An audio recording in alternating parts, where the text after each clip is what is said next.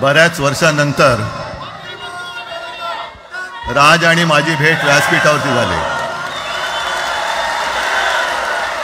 आता पंचायत अशी आहे की त्यांनी मला सन्माननीय उद्धव ठाकरे असं बोललेलं आहे.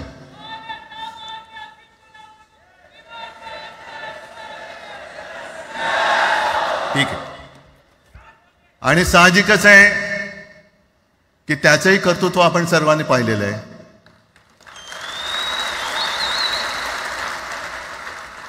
म्हणून माझ्या भाषणाची सुरुवात करताना सन्माननीय राज ठाकरे आणि जमलेल्या माझ्या तमाम मराठी हिंदू बांधवांनो, भगिनींनो आणि मातांनो,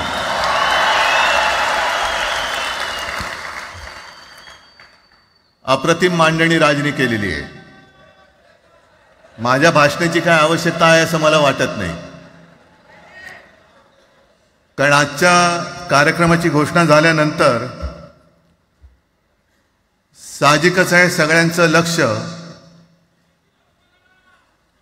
हे आज भाषणाकडे आहे. पण वैयक्तिक मला असं वाटतं की आज आमच्या भाषणांपेक्षा आमचं एकत्र दिसणं हे महत्त्वाचं आहे. सर्वप्रथम मी इकडे समोर सगळेजण बसलेत, ज्यांनी ज्यांनी मराठी भाषेसाठी पक्षभेद विसरून एक मराठी माणसाची वज्रमूठ दाखवली, त्या सगळ्यांना धन्यवाद देतोय. दीपक पवार पण त्याच्यात आहेत, सगळेच आहेत, मुणगेकर साहेब आहेत, सुप्रियाताई आहेत, सगळेच आहेत. कोणाकोणीचे नाही. महादेवराव बसले. महादेवराव आपल्याला सुद्धा बऱ्याच वर्षांनी पाहिलं. काय वेळेला काय जानकर बी अंजान होते असं होतं. पण एक गोष्ट नक्की की आमच्या दोघांमध्ये जो काही अंतरपाठ होता तो आनाजी पंतांनी दूर केला.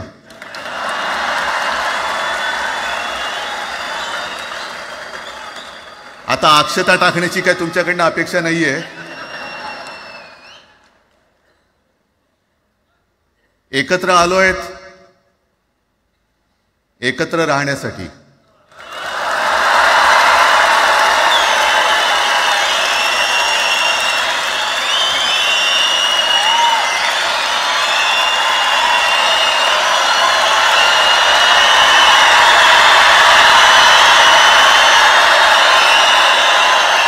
आणि मला कल्पना आहे, आज मला कल्पना आहे की अनेक बुवा महाराज हे बिझी आहेत. कोण लिंब कापतंय, कोण टाचण्या मारतंय, कोण गावी जाऊन अंगारे दुपारे करत असेल, रेडे कापत असतील. त्या सगळ्यांना सांगतो, या सगळ्या भोंदूपणा विरुद्ध माझ्या आजोबांनी लढा दिला होता आणि त्यांचे आम्ही वारसदार म्हणून तुमच्यासोबत उभे ठाकलेलो आहोत.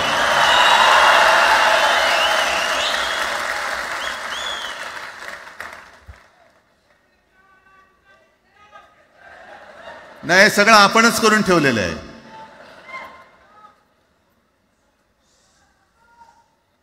भाषेवरनं जेव्हा एखादा विषय निघतो तेव्हा तो केवळ वरवरचा धरून चालणार नाही.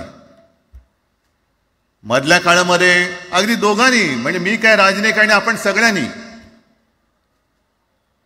या नतद्रष्टांचा अनुभव घेतलेला आहे. वापरायचं आणि फेकून द्यायचं. आता आम्ही दोघं मिळून तुम्हाला फेकून देणार आहोत. आजपर्यंत वापर करून घेतलात. अरे डोक्यावरती जर का शिवसेना प्रमुख नसते तर तुम्हाला ओळखत कोण होतं या महाराष्ट्रामध्ये? कोणत्या भाषेत बोलत होतात? अगदी राज, तू सगळ्यांची शाळा काढली, मला एका प्रश्नाचं उत्तर पाहिजे, मोदींची शाळा कोणती? सगळ्यात उच्च शिक्षित आहेत.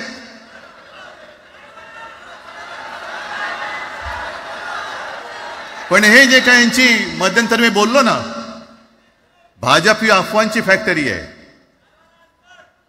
मधल्या काळात त्यांनी सुरू केलं होतं, उद्धव ठाकरेने हिंदुत्व सोडलं. हिंदुत्व ही कोणत्याही भाषेची मक्तेदारी नाही. आम्ही अस्सल मराठी बोलणारे तुमच्याही पेक्षा जास्त कडवट कट्टर देशाभिमानी हिंदू आहोत. तुम्ही काय आम्हाला हिंदुत्व शिकवताय? अरे 92-93 साली जेव्हा जे काय घडलं, देशद्रोही मातले होते, तेव्हा मुंबईतल्या अमराठी लोकांना सुद्धा हिंदू म्हणून माझ्या शिवसैनिकांनी, शिवसेना प्रमुखांच्या शिवसैनिकांनी व मराठी माणसांनी वाचवलेलं आहे. आणि देवेंद्र फडणवीस आज जे बोललेत, बातमी आले सगळीकडे, मी इकडे बातम्या आणल्यात. भाषेच्या नावाखाली गुंडगिरी सहन केली जाणार नाही. जर महाराष्ट्रामध्ये मराठी माणूस न्याय मागण्यासाठी आंदोलन करत असेल आणि त्याला जर का तुम्ही गुंड म्हणत असाल, तर आम्ही गुंड आहोत. आम्ही गुंड. न्याय मागणं म्हणजे गुंडगिरी नाहीये. आणि जर का गुंडगिरी केल्याशिवाय तुमच्या दरबारी न्याय मिळत नसेल, तर आम्ही गुंडगिरी करूच.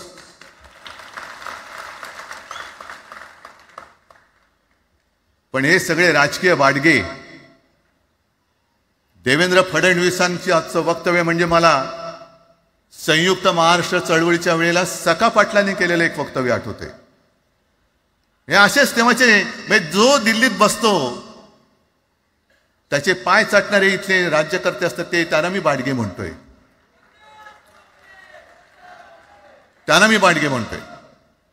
कारण संयुक्त महाराष्ट्र चळवळीमध्ये मुंबई आपण मिळवली. आपण म्हणजे आपण मराठी माणसांनी. तेव्हाही तत्कालीन जे सत्ताधारी होते, हो अगदी काँग्रेस होतीच ना तेव्हा सत्तेवर, मुंबई मराठी माणसाला द्यायला तयार नव्हती. आणि तेव्हा सुद्धा एक मराठी माणूस, म्हणजे आज जे बोलतायत ना आम्ही मराठी नाहीत का, अरे तुम्ही नुसतं नावाने मराठी आहात, तुमच्या अंगात मराठी रक्त आहे की नाही आता तपासावं लागेल. आणि सखा पाटील बोलले होते, यावश चंद्र दिवाकरो, मुंबई महाराष्ट्राला मिळणार नाही. कशी नाही मिळत, झुकवलं, वाकवलं, गुडघ्यावरती आणलं मराठी माणसानी. आणि मुंबई आपल्या हक्काची, तुम्ही आता जी घोषणा दिली ना, ती मुंबई आपल्या हक्काची आपण लढून आपण मिळून घेतली.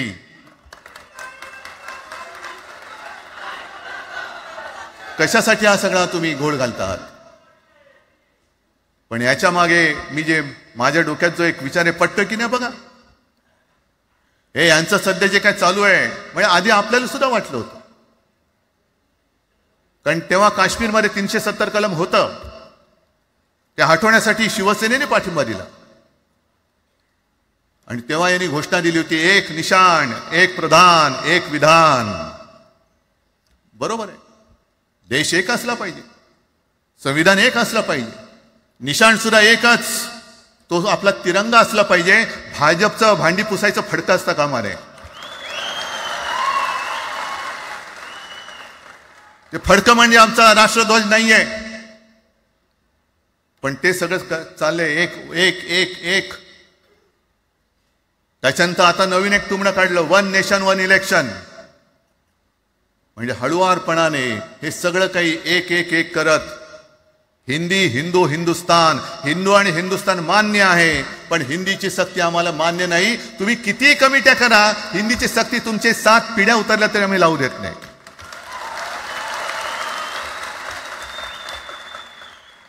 मग एक फेक नरेटिव्ह पसरवायचं. हे उद्धव ठाकरेच्याच काळातलं. अरे उद्धव ठाकरे एवढं काम करत होता, मग पाडलं कशाला गद्दारी करून? ताने बोंबललात तेव्हा. पण मी अभिमानाने सांगेन, माझ्या मंत्रिमंडळातले सहकारी इकडे बसले, जितेंद्र आव्हाड आहेत, आणखीन कोणी असतील, मी मुख्यमंत्री असताना महाराष्ट्रामध्ये मी मराठीची सक्ती केली होती आणि केलीच, ज्याचा मला अभिमान आहे. काय केलं त्याचं तुम्ही? मराठी भाषा महाराष्ट्रामध्ये सक्तीची करावी लागली. का करावी लागली? कोण आहेत आमच्या मराठीचे दुश्मन, कोण आहेत? पण महाराष्ट्रामध्ये मराठीची सक्ती केल्यानंतर सुद्धा काही लोक कोर्टामध्ये गेले. ती गुंडगिरी नाही होत. पण आता कोणतरी एक तो भेडी असलं त्याचं नाव,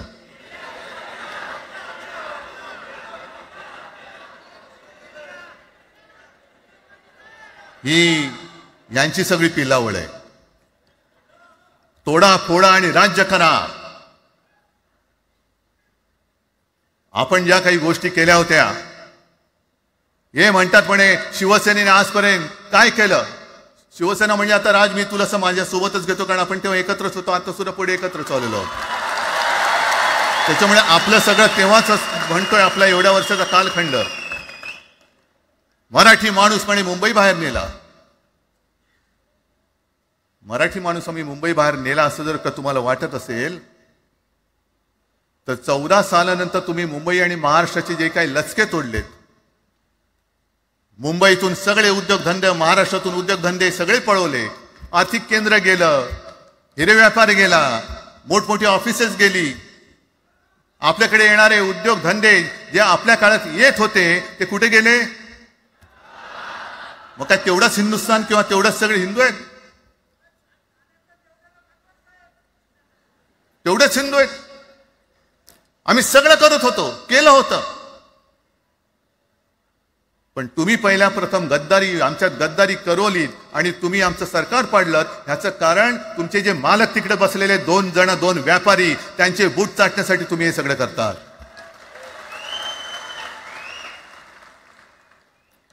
हे इतक्या वर्षाचं सगळं सहन करत करत करत आपण आलो. आपल्या डोळ्या देखत सगळे लचके तोडले जात आहेत. आपल्या दोघांनाही भांडवलं जात आहे आणि नतद्रष्टा आपल्या डोक्यावरती बसतायत. किती काळ सहन करायचंय? प्रत्येक वेळेला काही झालं की भांडाभांडी लावायची. आता सुद्धा तेच होणार. म्हणजे आम्ही एकत्र येणार, आल्यानंतर निवडणुकीपर्यंत एकत्र राहतील का? सत्ता प्राप्ती, काही जण म्हणतात की यांचा मराठीचा नाही, महापालिकेचा आहे. अरे नुसता महापालिकेचा नाही, तर आमच्या महाराष्ट्राचा आहे. आम्ही महाराष्ट्र सुद्धा काबीज करू.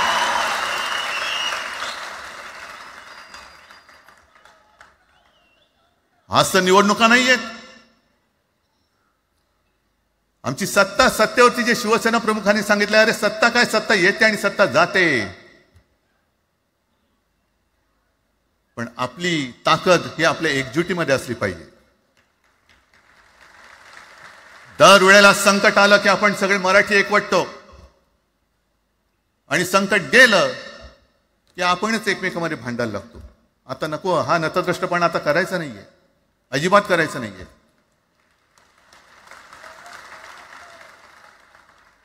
कारण गेल्या विधानसभेत त्यांनी जे काय केलं, बटेंगे तो कटेंगे. आपल्याला काय वाटलं होतं की हिंदू मुसलमानांमध्ये करतायत. हिंदू मुसलमान तर केलंच, पण त्यांनी खास करून केलं ते मराठीतर मध्ये केलं. म्हणजे यांची नीती आहे ती अशीच आहे जे गुजरातमध्ये त्यांनी केलं. गुजरातमध्ये गेल्या निवडणुकीत एक असा माहोल होता, मला वाटतं मोदी तेव्हा तर त्यांच्या नंतर असेल, माहित नाही मला, लक्षात नाही. वातावरण असं पेटलं होतं गुजरातमध्ये की बस आता पटेल यांना आपटेल. पण त्यांनी काय केलं बरोबर? पटेलांना भडकवलं, पटेलांना वेगळं केलं आणि पटेल तर सगळं एकत्र केलं. हरियाणामध्ये पण तेच केलं. जाट लोकांना भडकवलं, जाट लोक एकत्र झाले, त्यानं वेगळं केलं आणि जाटे तर सगळा जो काही समाज होता तो एकत्र करून तिकडे सत्ता प्राप्त केली. महाराष्ट्रामध्ये तेच केलं. मराठ्यांना उचकवलं आणि मराठी तर सगळा एकत्र केला. बटेंगे तो कटेंगे ही भीती त्यांच्यामध्ये निर्माण केली की बघा ते एकत्र झालेत, तुम्ही जर का फुटलात तर ते तुमच्या डोक्यावर बसतील. झाले एकत्र. मराठी माणूस मराठी माणसाची भांडला आणि दिल्लीचे गुलाम आपल्या डोक्यावरती राज्य करायला लागले. आणि आपण त्यांच्या पालख्या व्हायच्या. नुसते पालख्यांचे भय होणार की तुम्ही कधीतरी आपल्या माय मराठीला पालखीमध्ये सन्मानाने बसवणार आहात. बस झालं, आता यांची जोखड फेकून दिली पाहिजे. एकमेकांमध्ये भांडून त्यांचे जे काही डाव आहेत ते करत असतात. मी पेपरमध्ये बघितलं, काल बघितलं, आज बघितलं. आमचे पंतप्रधान जगभर फिरतायत. काय तो मोठा पट्टा घातलाय, स्टार ऑफ घाना. कुठे आला घाना देश? इकडे घाण आणि तिकडे घाना, स्टार ऑफ घाना. पण एका बाजूला मोदींचा फोटो आणि दुसऱ्या बाजूला माझ्या महाराष्ट्रामधला शेतकरी कर्जबाजारी झालाय, त्याला बैल सुद्धा तर पोचत नाही, बैल मिळत नाही, म्हणून त्या नांगराचं जोखड घेऊन तो शेती करतोय. मग एका बाजूला हा शेतकरी, त्याच्या खांद्यावरती गळ्यामध्ये ते नांगराचं जोखड आहे, आणि तिकडे आमचे पंतप्रधान स्टार ऑफ घाना. लाज वाटली पाहिजे, लाज, खरोखर लाज वाटली पाहिजे. आणि आजच पेपरमध्ये बातमी आले, 2 बातम्या आल्या की लाडक्या बहिणीचं पोर्टल आता बंद, नव्याने नोंदणी होणार नाही, बसा बोंबलत आता. आणि त्याही पेक्षा सगळ्यात भयानक गोष्ट म्हणजे संपूर्ण देशामध्ये सगळ्यात जास्त कर्जबाजारी शेतकरी कुठे असतील तर ते आपल्या महाराष्ट्रामध्ये आहेत. महाराष्ट्र आता थांबणार नाही, कर्ज काढतच राहणार. आणि ही यांची जी काही खेळी आहे, आपापसात भांडवायचं. मी एक साधी गोष्ट केली होती. जितेंद्र, तुम्हाला माहिती असेल, आपण तिकडे चौपाटीला, जिकडे बिर्ला मातोश्री का बिर्ला क्रीडा केंद्र काय आहे, मराठी रंगभूमीचं दालन, मराठी रंगभूमीचा इतिहास सांगणारं दालन, त्याची निर्मिती करण्याचे सगळे आदेश वगैरे राज्य सगळं झालं. आराखडा मंजूर केला मी. आणि 2-3 महिन्यापूर्वी बातमी आली की तो आराखडा यांनी केराच्या टोपलीत टाकला, ती जागा यांच्या मालकाच्या मित्राच्या घशात टाकतात. हा मराठीचा तुमचा अभिमान? मराठी भाषा भवनाची त्याचं भूमिपूजन मी केलं होतं. माझ्यासोबत अजित पवार होते उपमुख्यमंत्री. कुठे गेलं मराठी भाषा भवन? कुठे गेलं मराठी भूमीचं रंगभूमीचं दालन? का तुम्ही आमची मराठी मारतात? का तुम्ही आमच्यावरती सक्ती करता आहात? अनेकदा सांगितलं की आम्ही कोणत्याही भाषेच्या विरोधात नाही आहोत, पण जर आमच्यावरती सक्ती करण्याचा प्रयत्न केला तर आमची शक्ती काय ती एकदा तुम्हाला अशी दाखवू की पुन्हा तुम्ही कधी डोकंवर नाही काढणार, पुन्हा डोकंवर काढणार नाही. या सगळ्या गोष्टींकडे आपण आज एकत्र आलेलो आहोत. पुन्हा आपल्यामध्ये काड्या घालण्याचे उद्योग होतील, कारण त्यांचा धंदाच तो आहे. एकतर कुठे, मी नेहमी सांगतो, कोणाच्याही लग्नामध्ये भाजपवाल्यानं बोलू नका. येतील मस्त श्रीखंड, बासुंदी, पोळ्या बिळ्या खातील आणि त्याला नवरा बायकोत भांडण लावून दुसऱ्या लग्नात जेवायला जातील. बरं, एवढं केलं तरी बरं, नाही तर त्या पोरीलाच पळून घेऊन जातील. कारण ह्यांचं स्वतःचं असं काहीच नाहीये. कोणत्याही लढ्यामध्ये कधी भाजपा नव्हता. अगदी संयुक्त महाराष्ट्राच्या चळवळीमध्ये सुद्धा भाजप हा सगळ्यात शेवटी आला आणि 57ची निवडणूक झाल्यानंतर सगळ्यात पहिल्यांदा बाहेर पडला. हे जनसंघ, तेव्हा त्यांचा जो राजकीय नाव होतं जनसंघ, यांच्याकडनं आम्ही देशाभिमान शिकायचा, यांच्याकडनं आम्ही महाराष्ट्राचा अभिमान शिकायचा.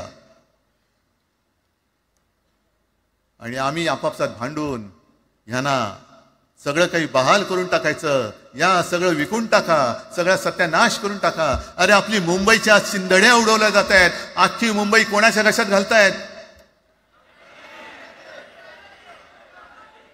कोणाच्या? बघत बसायचं सगळं. म्हणजे आज सगळ्यात जास्त जर कोणी जमिनीचा मालक मुंबईमध्ये असेल तो यांच्या मालकाचा मित्र आहे, अदानी. कोणाची जागा? कोणी रक्त सांडलं? कोणी रक्त सांडलं? कोणी? ते हुतात्मा स्मारकाला वंदन करताना सुद्धा आपल्याला लाज वाटली पाहिजे. अरे, त्यांनी तर रक्त सांडलं, बलिदान केलं, पण त्यांनी रक्त सांडून मिळून गेलेली मुंबई जर का आपण राखू शकणार नसू तर आपल्याला लाज वाटली पाहिजे, शरम वाटलं पाहिजे. म्हणून त्या रक्ताची शपथ घेऊन मुंबई आणि मराठीच्या रक्षणासाठी आपल्याला उभं राहायला पाहिजे. ठीक आहे, असतील, होते मत, पटली होती, पटले नसतील, पण याच्या पुढे मराठी आणि महाराष्ट्र धर्माचं रक्षण करणं. आमचा हनुमान चालीसाला विरोध नाहीये, पण मारुती स्तोत्र आम्हाला का विसरायला लावताय? मारुती स्तोत्र आहे ना, भीमरूपी महारुद्रा. आमचा जय श्रीरामला विरोध नाहीये, पण भेटल्या म्हटल्यानंतर राम राम हे म्हणणारे आम्हीच मराठी. हे तुम्ही आत्ता जय श्रीरामची घोषणा द्यायला लागलात, पण जय जय रघुवीर समर्थ सांगणारे समर्थ रामदास त्यावेळेला आमचे होऊन गेले. त्यांनी आम्हाला पहिल्यांदा रामाची भक्ती शिकवली. त्याच्यामुळे यांचा काही आगा नाही, पिछा नाही. राजकारणातले हे व्यापारी आहेत, वापरा आणि फेका. तो एक गद्दार काल एक बोललाय, जय गुजरात.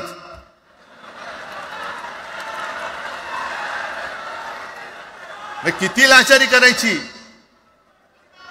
म्हणजे तो पुष्प पिक्चर पाहिल्यात तुम्ही सगळ्यांनी, दाढीवरनं हात फिरवून झुकेगा नाही साला. तसे हे गद्दार म्हणतात उठेगा नाही साला, कुछ भी बोलो उठेगाही नाही. अरे कसा उठणार, आहे का तुझ्याकडे उठण्यासारखं? म्हणजे विचार मी म्हणतोय.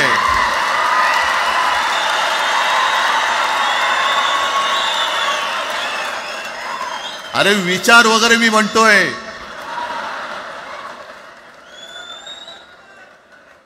हिंदी भाषेच्या सक्तीला विरोध न करणारा बाळासाहेबांच्या विचाराचा पाईक असू शकेल? आपला मालक आला म्हणून त्याच्यासमोर जय गुजरात म्हणणारा आपल्या बाळासाहेबांच्या विचाराचा पाईक असू शकेल? मग आता जे मला वाटतं कुठल्या एबीपीचं होतं ना, उघडा डोळे बघा नीट. डोळे उघडलेत? कारण आत्ता जर का डोळे उघडले नाही तर पुन्हा कधी उघडण्याची वेळ येणार नाही, कायमचे मिटून जातील. आत्ताच डोळे उघडा, आत्ताच जागे व्हा. आणि आत्ता आलेली जाग जर का जाणार असेल तर मग मात्र स्वतःला मराठी आईची मुलं म्हणू नका, अजिबात म्हणू नका. आणि शिवसेना प्रमुखांनी जे काही शिकवलं, एक तर कोणावर अन्याय करू नका, पण तुमच्या अंगावर जर का कोणी हात उगारला तो हात जागेवरती ठेवू नका.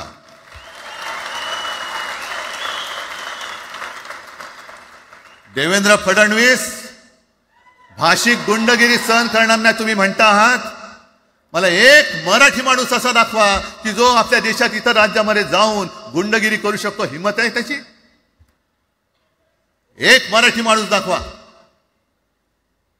पण तुमचे सगळे चेले चपाटे उठतायत, कोणावरही आरोप करतायत, तमाशे करतायत.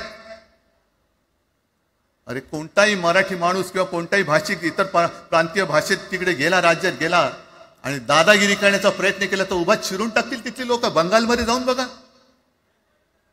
तमिळनाडूमध्ये जाऊन बघा. मग आम्ही आमच्या घरामध्ये आमच्या न्याय हक्काची गोष्ट केली, बरं कोणाशी भांडतो आम्ही? इथे सुद्धा काही अमराठी आले असतील, जसं राजने सांगितलं तसे आपले सगळ्यांचे अमराठी अनेक मित्र आहेत. पण त्यांच्यामध्ये आम्ही गुण्या गोविंदाने नांदतोय. मग हे गुण्या गोविंदाने नांदले, एकत्र राहिले तर आपली पोळी कशी भाजली जाईल? म्हणून तुम्ही आमच्या एकजुटीमध्ये विषाचा खडा टाकतात. हे सगळे तुमचे डाव आता उघड झालेले. तुम्ही वाटेल ते करा. पण मी आज महाराष्ट्राला आवाहन करतोय, म्हणजे विनंती करतोय की यापुढे कोणत्याही पक्षाचे आपण असू, जसं संयुक्त महाराष्ट्र समितीच्या वेळेला मराठी माणसाची एकजूट झाली होती, तशी एकजूट जर का आपण सगळ्या पक्षांनी मिळून, अगदी भाजपमधल्या मराठी माणसांनी सुद्धा त्याच्यामध्ये आलं पाहिजे.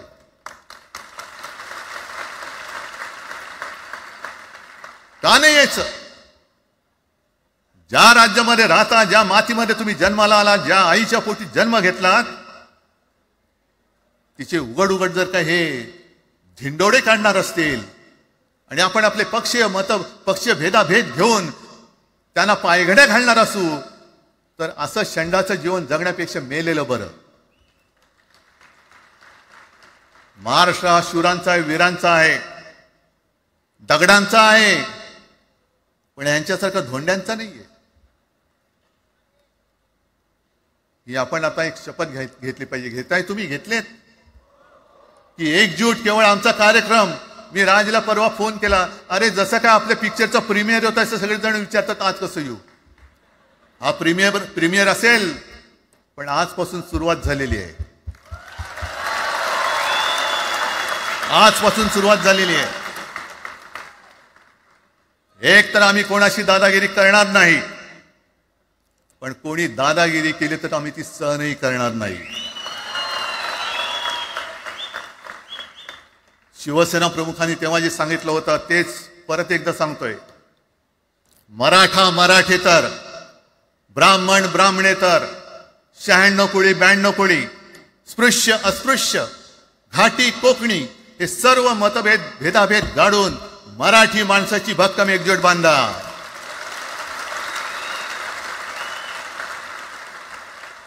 आणि शेवटी एक आवाहन करतो, हे सगळ्या मराठी माणसांना आणि मराठी प्रेमींना आहे, तुटू नका, फुटू नका आणि मराठी ठसा पुसू नका. जय हिंद, जय महाराष्ट्र. धन्यवाद उद्धव साहेब. या कार्यक्रमाला खास जे उपस्थित राहिले होते, कॉम्रेड प्रकाश रेड्डी, सौ सुप्रिया सुळे, कॉम्रेड अजित नवले, महादेव जानकर साहेब, जयंत पाटील साहेब आणि जितेंद्र आव्हाड साहेब आणि इतरही अनेक नेते आहेत, त्यांचे पुन्हा एकदा आभार मानतो. आणि ही तर खरी सुरुवात आहे अनेक अनिष्ट गोष्टींचा शेवट करण्याची. मराठी भाषेसाठी आणि मराठी माणसासाठी असेच उत्सवी दिवस येत राहोत. माननीय राजसाहेब काही बोलू इच्छितात?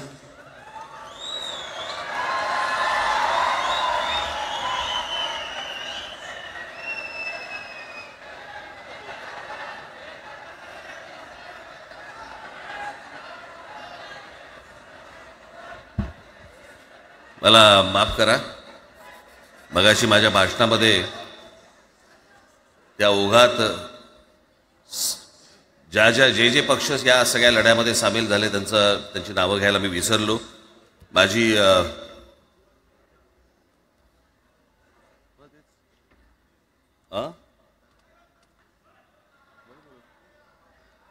माझी विनंती आहे, कॉम्रेड प्रकाश रेड्डी,